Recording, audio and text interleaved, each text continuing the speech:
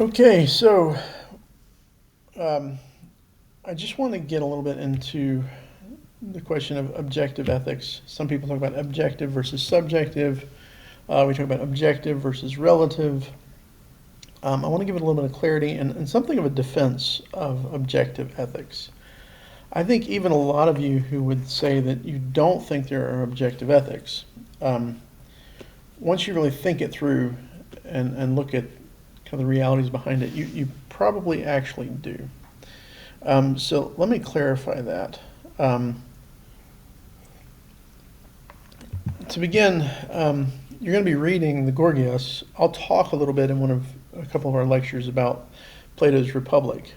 Um, but in Plato's writings, Socrates is always interested in the question of justice. What is justice? Is there a real justice? And Socrates believes that there are things that are true about morality. He thinks that you should do no harm ever.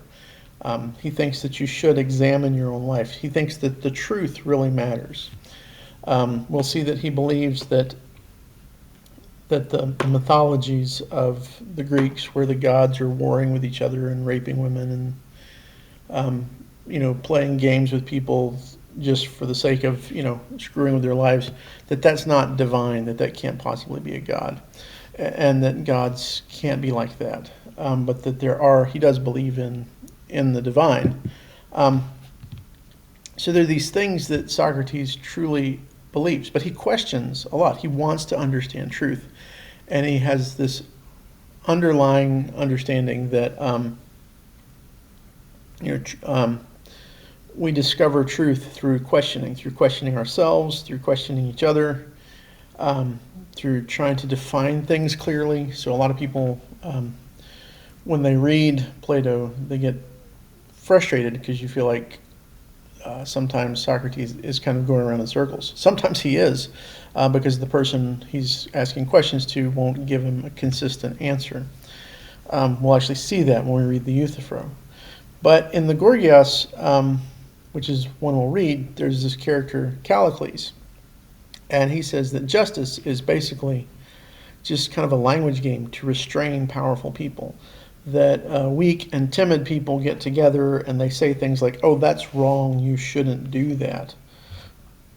It's just a way for them to keep strong, bold, aggressive, self-determined people from realizing their full potential and getting all they want and all they can. It's just people's way of holding back the strong and the powerful. In the Republic, you won't read this, but there's a similar figure, Thrasymachus. He, in some sense, says, well, there is a justice. You only see justice when the strong are in control. That's what it means. Justice just means the strongest person has control. That's what justice is. It's not a eternal principle out there of this action. It's just think almost a philosophical, like a hardline philosophical Darwinism, right? That just the strong are out for their own survival and their own control, and that's all that justice means. So the related ideas of justice, Socrates is in conflict with both of these, and we'll find in the course of this semester that many religious approaches to morals are directly opposed to these ideas. And actually we'll find that Socrates seems to think that there are really only two serious options. Either there is a justice apart from any individual will and purpose and desire that should govern how we act, and we are obligated to find out what that is and act accordingly. And Socrates says that's either true, or this idea that everybody should just get as much as they can and do what they want to fulfill their desires. Socrates kind of seems to think, when we read the Crito, we'll see this, that there are kind of two options. There are two ways. You kind of see it at the end of the Gorgias as well. With Callicles, Socrates is like, look, there are two options, Callicles, your way, power, control, the will to power, very, very Nietzschean sort of idea, or this idea that we should be self-controlled. We ought to consider others, we should never do harm. That these two things are diametrically opposed, and those are our two options when we think about it. So what, in essence, we see in the Gorgias, and you'll see this when you read it, is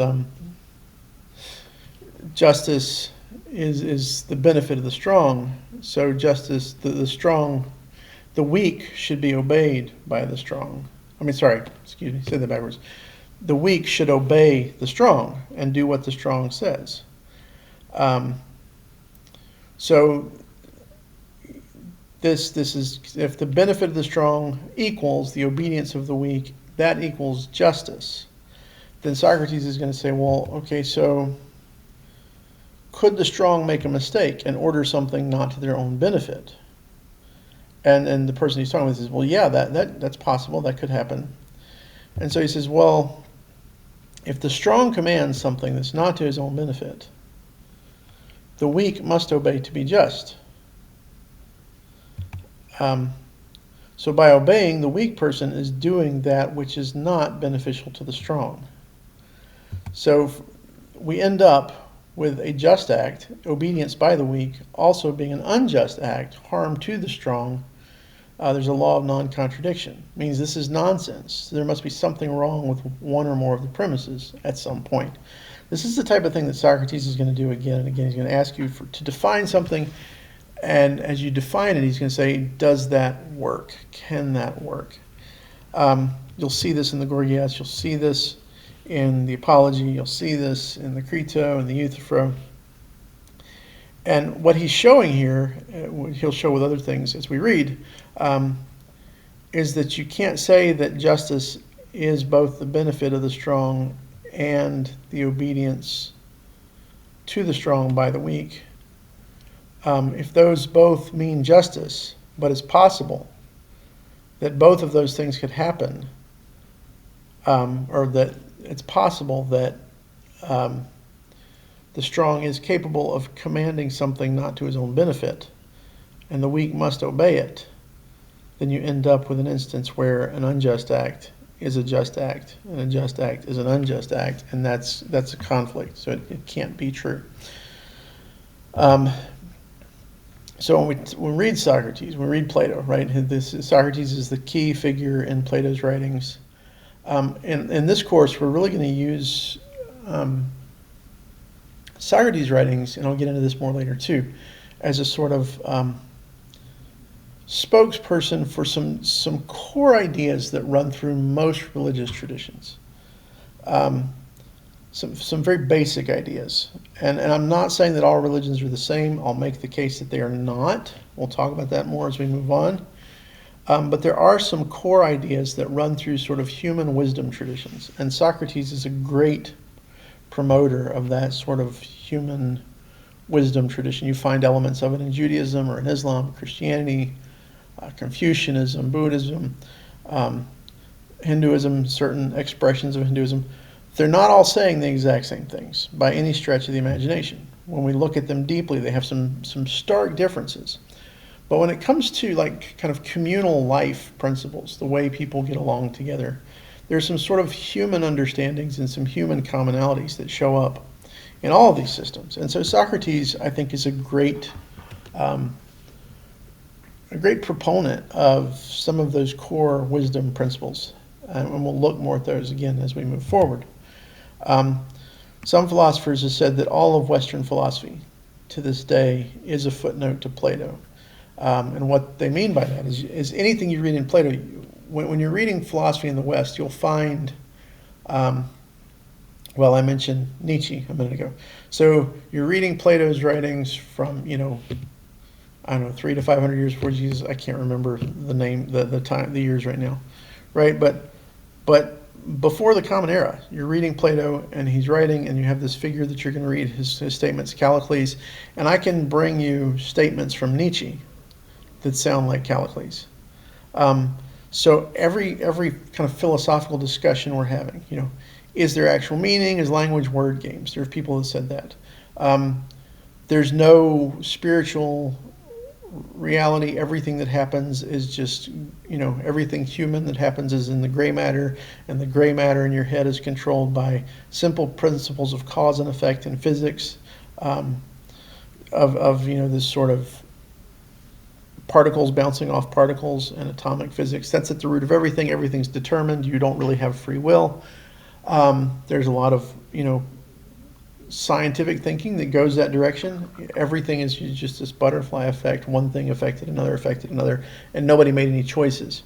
There was a philosopher before Socrates, before Plato, Democritus, who said that. He talked about atoms, right? So this is the point that Plato picks up sort of everything in Western thought, in Greco-Roman thought, and some other areas around them too, that has come before them.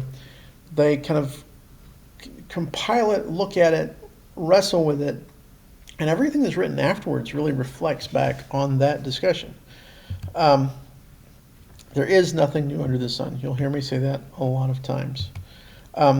So oftentimes, and for the present, why I want to bring that up, oftentimes when we get into ethics in a postmodern context, we're all good pluralists. We're taught to be, you can't judge another culture. You can't, everybody has their own views. Your views are shaped by where you're born. So custom is king. There are a lot of modern philosophers that say that, a lot of modern anthropologists and sociologists. Herodotus is a pre-Platonic philosopher. It's just custom is king, right? And he uses the example of the treatment of dead parents. And he says, look, these cultures are so different. For the Greeks, you have to bury your dead parents. That's how you show them respect. But those Indians over there where I saw them, those Indians, they in India, they burn their dead parents. We wouldn't ever think of doing that. We think of that as disrespect, and they think of that as respect. What Herodotus fails to point out is that, okay, there are differences in custom, but both of those acts are in an effort and an understanding of doing what? Showing respect to the bodies of dead parents. They disagree on how you show that respect, but they're both doing it because they believe they should respect the bodies of their dead parents. If you took a respectful Indian son who was burning his father's dead body, and a respectful Greek man came up and said, "How dare you disrespect your father?" That Indian man is not going to say, "Oh, but my father is not worthy of respect. I hate him. I'm trashing his body. It's a horrible thing," right? No, the Indian said, "What do you mean? I'm respecting him. This is how we show respect to our fathers. We burn their dead bodies. We want them to, to escape this realm, these cycles of life and death and rebirth. We want them to be released from this body and ascend into." There are differences of views and differences of understanding, but there's this idea that both of them hold, that there's a way to respect the bodies of dead parents. Customs differ, but the question is, does that mean that everything about morality differs? Ruth Benedict is a famous writer, anthropologist. She talks about normative versus prescriptive ethics, morals, right? Normative is you just try to write about what you see happening. Normative ethics is the study of what people tend to do. Prescriptive ethics are ethics, the study of ethics and morals that say, no, there is a true moral, ethical approach, and we should strive to try to discover it and prescribe it to tell people they ought to behave this way. So Ruth Benedict is from a school of anthropology where basically she argues that you have no business making a case for prescriptive ethics. You shouldn't tell people how they ought to act. You shouldn't judge other people's ethical and moral standards. Everything is just normative. The only ethical study that's valuable for Ruth Benedict is to describe what people typically do. And there is no true prescriptive ethic. There is no real sense of ought. This is sort of moral relativism, sometimes called, there's cultural relativism, right? This idea that everything is relative. There's no objective moral truth, right? So the question is, if you have ethics, you have customs, you have laws, or you can say morals, customs, and laws, right? These things, um, for the relativists, these circles really are just one thing, pretty much. They basically all overlap. They come out of your culture. It's just what you inherit. There's no reality to ethics or morals apart from customs and laws. But the objectivist says, well, no, these are three different things, and they interact and they relate, and we should think about how they interact and relate. And a relativist, a normative relative ethicist is going to say, look, we can see what happens in morals, we can see what happens in customs, we can see what happens in laws, we can interrelate them in observation, but we can't tell you that this is a bad law, or that's a disrespectful custom, or you shouldn't do that, because we can't make those judgments. We can just see what is. So we can see this relation, but they all pretty much have the same form of existence. A lot of people think they like relativism because they don't like absolutism. What's absolutism? Moral absolutism says that there is kind of only one way ever to do anything, right? There's only one. So you need to find the absolute ultimate rules, and that should cover everything for you, right? A lot of do's and don'ts, absolute, no consideration for the context of what's going on, no questioning, right? It's forever and always this way in every situation. Objectivism can relate to absolutism. A moral objectivist will usually have a couple of principles that you should never violate. So Socrates is going to say, do no harm, right? Most objectivists are going to say there's some things that are clearly always true, but it's not a list of absolute, for all times and all places, specific rules. So here's what I mean, and here's where we'll get into this difference, right? People will say, well, you can't be objectivist because, what if you steal something because somebody's starving? Or what if you're in a war and you're a pilot and you crash behind enemy lines and you need to get home? You're fighting a just war. You're on the good guy's side. You're a British or an American pilot in World War II fighting the Nazis. Your plane goes down behind enemy lines. You steal a truck or a motorcycle, right? And you try to get back to your side of the lines. That's stealing. An absolutist says stealing is wrong, right? Well, you shouldn't steal that motorcycle. Stealing is wrong. Stealing is always wrong. An objectivist isn't going to say that. An objectivist is going to say, okay, so we have principles that are true, right? There are rights and wrongs. We couldn't talk about a just war. We couldn't talk about the Nazis being evil. We couldn't talk about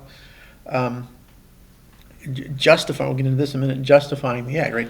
But so to say, well, okay, so it's okay to steal in that instance, it's not a moral absolutism, but it is a moral objectivism. Because what it's saying is, generally speaking, people shouldn't just take other people's property. That's not a good practice. However, there are principles behind that rule. And if we find the weightiness of so the Nazis are killing, murdering, and stealing from lots of people, and I'm trying to stop that from happening.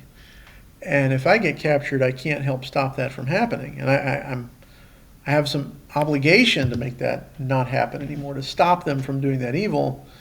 Then in the context of stopping that larger evil, which truly is objectively evil and wrong, I'm going to have to break what would usually be a standard rule. I shouldn't usually, under normal circumstances of life, when things are going good and normal and people are doing what they should do, I shouldn't just walk up and steal any old person's motorcycle for no reason, right?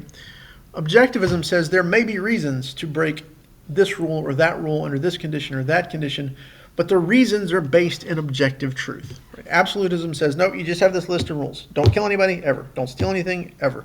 Don't do this, ever. Right? Well, okay, but that's going to create its own problems. So we're not talking about absolutism. We're talking about objectivism. Objectivism, again, will have some absolute true principles. You'll see Socrates says you should do no harm. Now, he's going to define what harm is very clearly, and we can look at that. But so objectivism says that there's some things that are true always, and they should impact how we act. So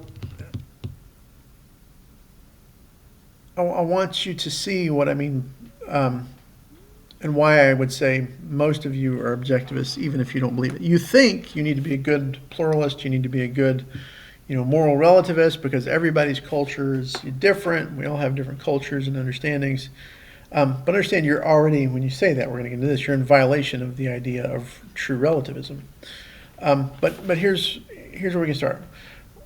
Oftentimes when we get into this discussion, you say, well, you shouldn't steal. Okay, absolutism says never steal ever. I don't think that's true, because what if someone's starving, right? If I want to, what you're trying to do at that moment, right? Just like I did with the story of the downed pilot, or the person who's starving and maybe steals something to save someone's life. They take something that's not theirs. They don't know who to ask. They can't ask. There's food. This person's starving. You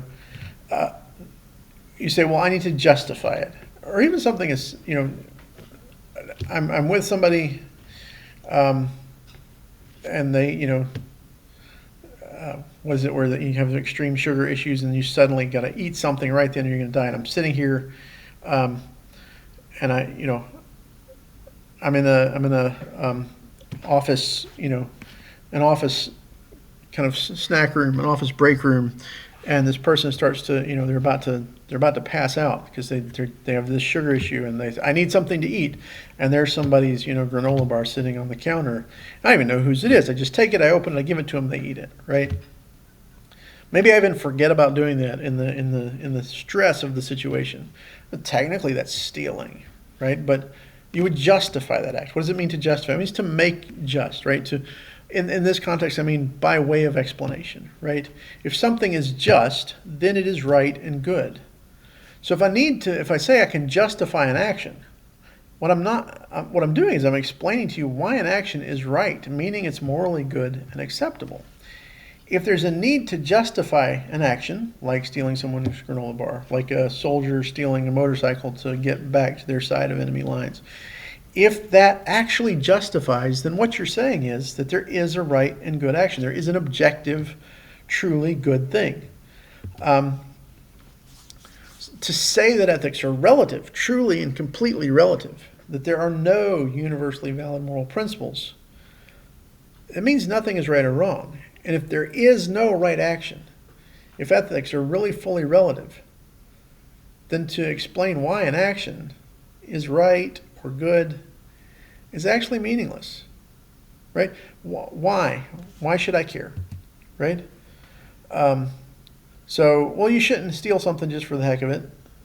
But if someone who's poor steals because they're starving, it might be acceptable.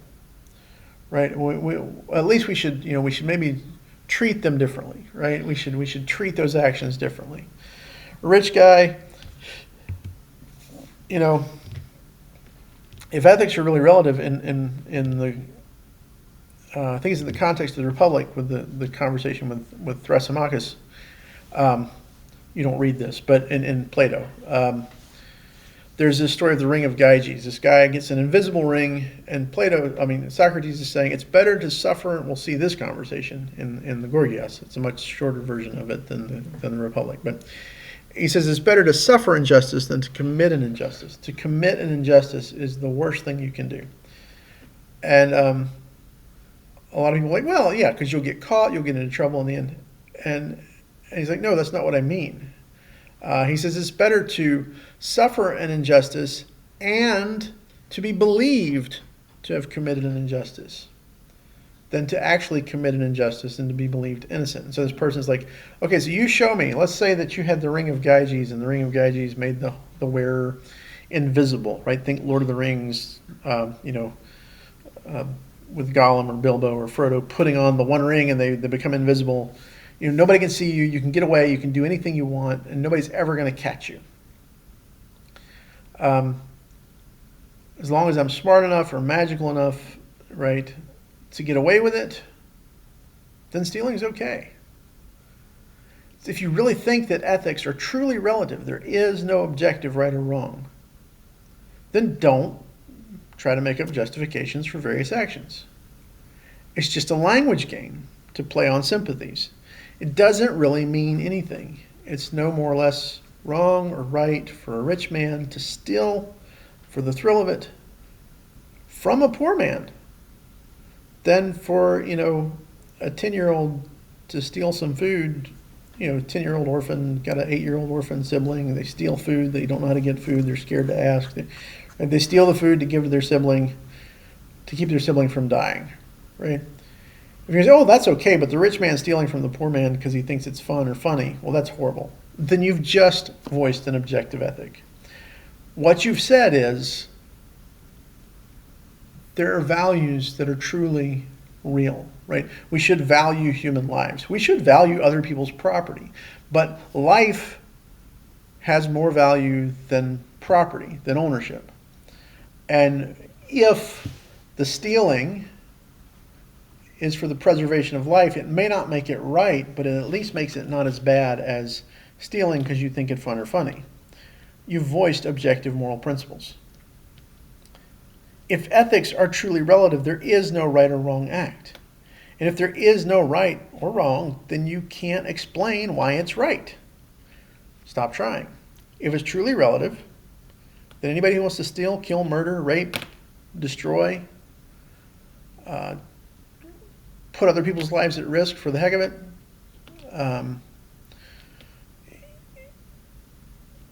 think of anything that people would say bad. Anything that you might try, well, under this circumstance, that would be okay, but not under that circumstance.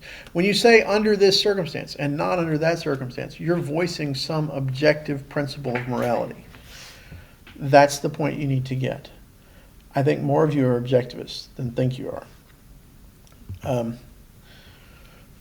One more point on this, right? Relativism. If morals are relative, well, you can't be judgmental of other people's morals because they're all relative. You should be tolerant. Oh, wait a second. Tolerance? Why? I ought to be tolerant. I should be tolerant. Why? Why the heck should I care? If morals are truly relative, then if I'm strong enough to enforce my preferences on you, if they're relative, then all I really have is a preference. There's nothing real. There's nothing universally true. There's no truth. There's no goodness. There's no rightness. There just is what I like. And so if I'm strong enough to make what I like what you have to do, then you can't tell me I should be tolerant. There is no should. There is no ought. Ought, should means that there's a reality of the way we should act, there's a truth to moral claims. That's what ought and should mean. We'll get into this later in the semester too, but there's a philosopher, I just went blank, skeptic, the is-ought problem, right? The is-ought problem says you can't get an ought from is, logically speaking in language. If I say this is the case, where's the logical connection? So I ought to do that, right? It's a poor argument. We'll get into it. As David Hume. It fails for a lot of reasons. But here's the thing. If you're going to say, no, all it is, there is no real morality. There's just customs. There's just what you think. There's just preferences. None of it's real. There is really no ought. Then there is no ought for me to be tolerant. I don't have to be tolerant. If I'm strong enough, I can say, well, screw you and your ideas. This is what I prefer. I want you to act the way I want you. If I'm strong enough to get away with it, right? Anybody strong enough, you can't say, well, that person's oppressive and tyrannical and they're evil. They shouldn't do that. They shouldn't enforce their moral views on other people. Why shouldn't they? If relativism is truly real, why should they not enforce? If it makes them more comfortable, if it makes them happier, if they just like to control you. Maybe they do just want to control you. because they get some sick pleasure out of controlling other people. If they can do it, you can't say that they ought not, because ought doesn't exist. Should doesn't exist if moral relativism is true. So there's no reason to be tolerant. That's just a preference too. It's just a language game you're using to shame people into doing what you want them to do. So, let's be consistent here. Should we be consistent? Well, I don't guess we have to, because there's no ought, there's no should. That's what relativism means, right? So I'm willing to bet that more of you are objectivists than realize it. We'll come back to this again and again. We'll think about this more in the context of religious ethics, but also just in the context of why people take time to create ethical systems to determine, what's true, what's good, what's right. We're going to be looking at those ethical systems in a non-religious context, because culturally we've tried to say, okay, so there is some objectivism, or at least there must be in practice for order to exist in the world. So how do we determine what those things are? How do we ground them? When we talk about ethics and morality, we'll talk about grounding. I think I mentioned this in the first lecture with the syllabus and all. Moral grounding is what's the basis of your moral thinking? What's the foundation for why something is right or is not right? Why you ought to do something or ought not to do something. In the modern Western world, we've tried to do away with a religious grounding, but we found that you can't be a total relativist. So we've asked the question, so how do we ground morality? And we're going to be talking about that more as we read. There are different views in the modern world. Socrates, in Plato's discussions, kind of addresses some of them. Like I said, there's nothing new under the sun. Western philosophy is a footnote to Plato, especially in ethics. We'll see that. So to say, again, that we ought to be tolerant is an objective moral value in itself, which is the opposite of relativism. So cultural relativism, Herodotus, custom is king. This is another one more problem. If custom is king and there is no true morality, then actually there's no such thing as a moral hero. Jesus, Martin Luther King Jr., Gandhi, there's just no moral hero, right? You can't have a moral hero because there's no morals, there's just customs, there's just culture, which means anybody who tries to upset the culture and change the rules of custom is just a troublemaker, because there's nothing for them to base it on. There's no reason behind it. If custom is king, well then, hey, Gandhi, you troublemaker, shut up, go away. Martin Luther King, hey, if white people are stronger and there are more of them, why shouldn't they oppress other people? Hey, you Germans who tried to assassinate Adolf Hitler, why should... You're just troublemakers. You're upsetting the apple cart. You're a problem, right? If there's a moral hero, right, then there must be a true morality. Subjectivism, relativism cannot support the reality of moral heroes existing. There's no basis for it. Moral heroes are just troublemakers. So this idea of being true to yourself, well, what if yourself is wrong, right? And why should I let you be true to yourself? Why should I care, right? Here's somebody who was true to himself. Ted Bundy, serial killer, right? He said, I learned that all moral judgments are just value judgments, that all value judgments are subjective, and that none can be proved to be either right or wrong. I even read somewhere that the Chief Justice of the United States had written the American Constitution expressed nothing more than collective value judgments. Believe it or not, I figured out for myself that apparently the Chief Justice couldn't figure out for himself, that if the rationality of one value judgment was 0, multiplying it by millions would not make it one whit more rational. Nor is there any reason to obey the law for anyone, like myself, who has the boldness and daring, the strength of character, to throw off its shackles. I discovered that to become truly free, truly unfettered, I had to become truly uninhibited.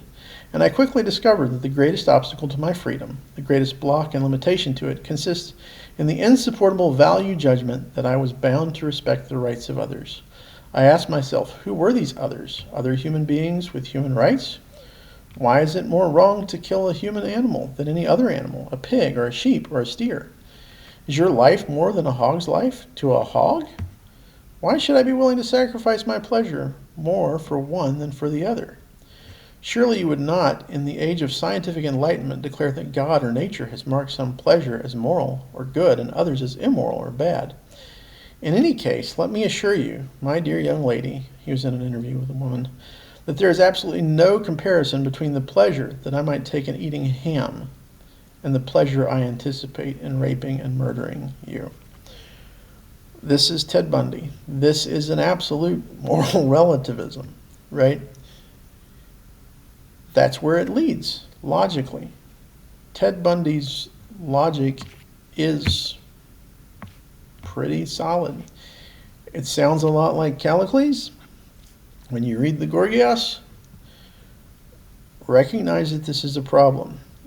If you're a moral relativist, you have real problems that you have to deal with. And I have a feeling that, having thought this through, many more of you are objectivists than originally thought so.